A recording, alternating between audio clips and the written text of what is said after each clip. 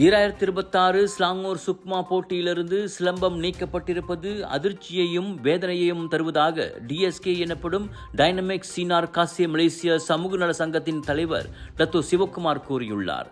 கடந்த ஆண்டு சரவாக்கில் நடைபெற்ற சுக்மாவிலேயே சிலம்பம் இடம்பெற்றிருந்தது. ஆனால் ஸ்லாங்கூர் சுக்மாவுக்கு இறுதி செய்யப்பட்ட 34 விளையாட்டுகளில் சிலம்பத்திற்கு இடமில்லை.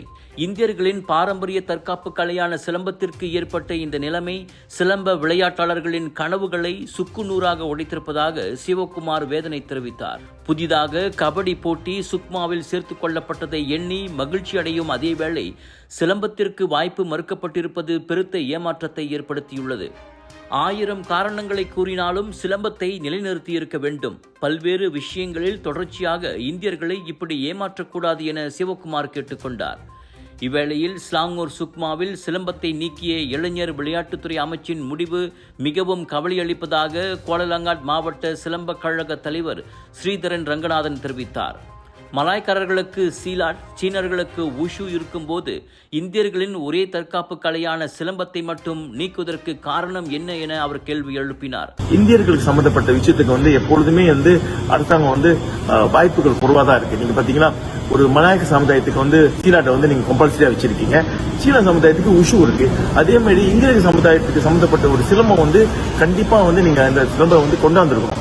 எப்படி 2024 கூச்சிங்ல இருந்துச்சு, ஏன் 2026 நீங்க சிலாங்கூர் எடுத்துட்டீங்க? இது ரொம்ப கவலைக்கூடான ஒரு விஷயம். அதே சமயம் இதே மாதிரி இந்தியர்கள் சம்பந்தப்பட்ட விஷயத்தை நீங்க ஒரு விஷயம் இப்படியே செஞ்சுட்டு வந்தீங்க. கண்டிப்பா இந்தியர்களுக்கு இது ரொம்ப ஒரு பாதிக்கக்கூடிய விஷயம். நான் இதுல என்ன கேட்டுக்கணும், ஆனா ஐயோ அவர்களே, நீங்கள் கண்டிப்பா நாங்க இந்த விஷயத்தை கொண்டுட்டு வருவோம். மாணவர்களுக்கு நிறைய பேர் இதை ஏற்றுக்க முடியாத விஷயம். நாடு தரல கேட்டீங்களா, கிட்டத்தட்ட நம்மளுக்கு 50,000 மாணவர்கள் இருக்காங்க. நாட்டுல 50,000 சிலம்ப மாணவர்கள் இருக்காங்க.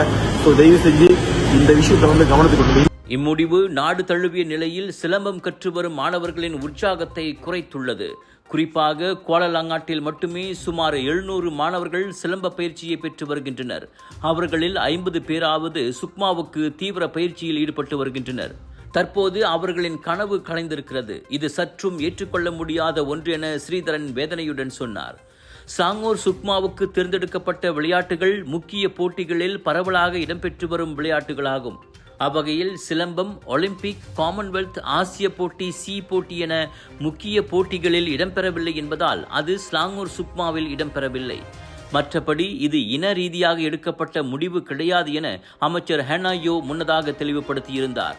அப்படி பார்த்தால் கராத்தே, கபடி, ஓட்டப்பந்தயம் போன்ற விளையாட்டுகளில் இந்தியர்கள் ஆதிக்கம் செலுத்துகின்றனர்.